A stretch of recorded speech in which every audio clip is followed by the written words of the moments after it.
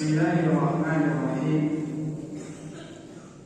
الحمد لله وكفى وسلام على عباده الذين اصطفى ما بعد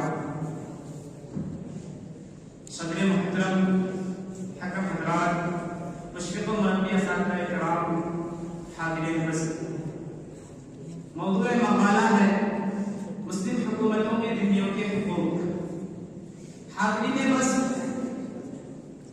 مسلم حکومتوں میں ذمیوں کے حقوق کا عنوان بڑی اہمیت کا حامل ہے کیونکہ اہل مغرب اور اسلامی دشمنوں نے اسلام کی تصویر کو ایسا مسخ کر دینے کا تہیہ کر رکھا ہے گویا اسلام تشدد کا علم بردار ہے اور عوام بالخصوص اسلامی ملکوں میں زندگی گزارنے والے غیر مسلموں کے ساتھ امتیاز اور تفریق جیسا سلوک کرتا ہے.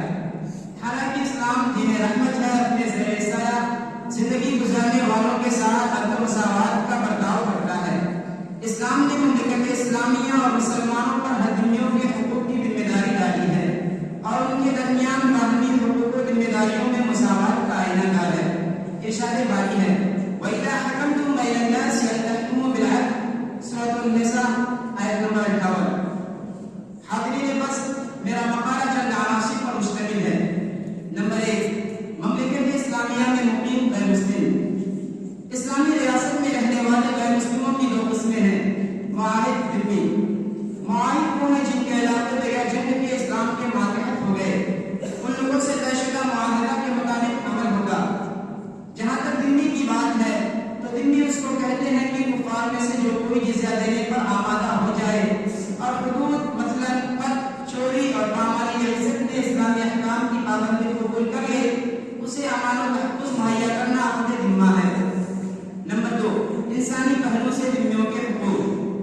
اسلام غیر مسلموں کے لیے انسانی حیثیت کا اعتراف کرتا ہے، ان کے ساتھ بہتر معاملے کی تاکید کرتا ہے اور ان کے لیے انصاف کو یقینی بناتا ہے اگرچہ وہ مذہب اور عقیدے میں ان کی مخالفت کرتے ہیں.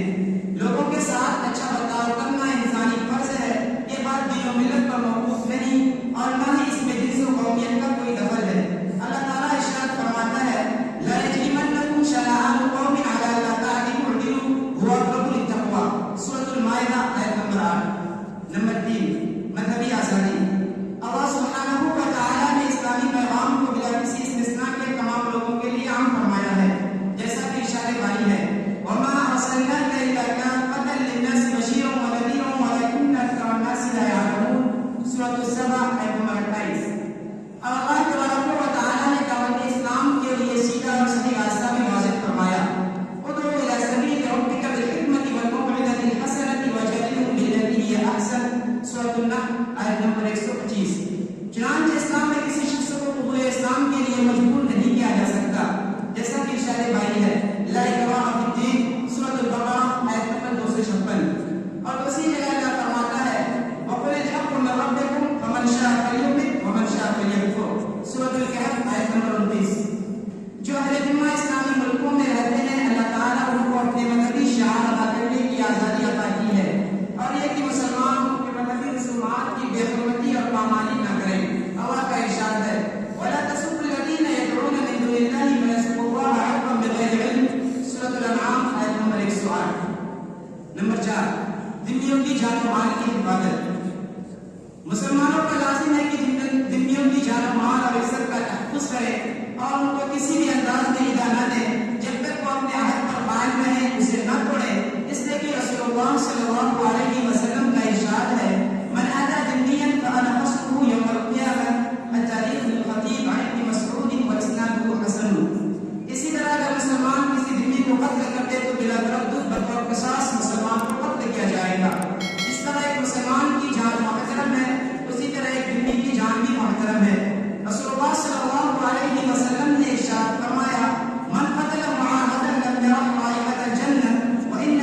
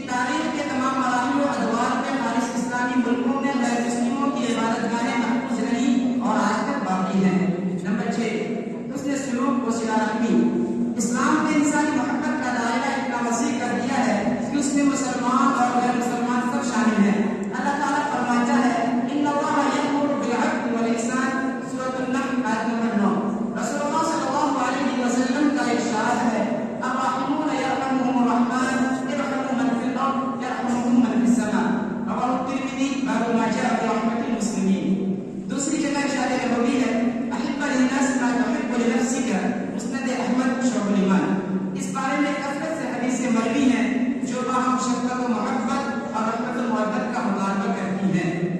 نمبر 7، مسلمانوں اور ذمیوں کی ہمسری۔ ملکی حقوق کے لحاظ سے ذمیوں اور مسلمانوں میں کوئی تمیز نہیں۔ کوئی مسلمان اگر ذمی کو قتل کر دے تو بے دلیل اس کے قصاص میں قتل کیا جائے گا۔ مسلمان اگر ذمی سے سخت کلامی کرے تو پاداش کا مستحق ہے۔ ذمیوں سے جزیہ اور عشر کے سوا کسی قسم کا محصول نہیں۔ اس کے مقابلہ میں مسلمانوں سے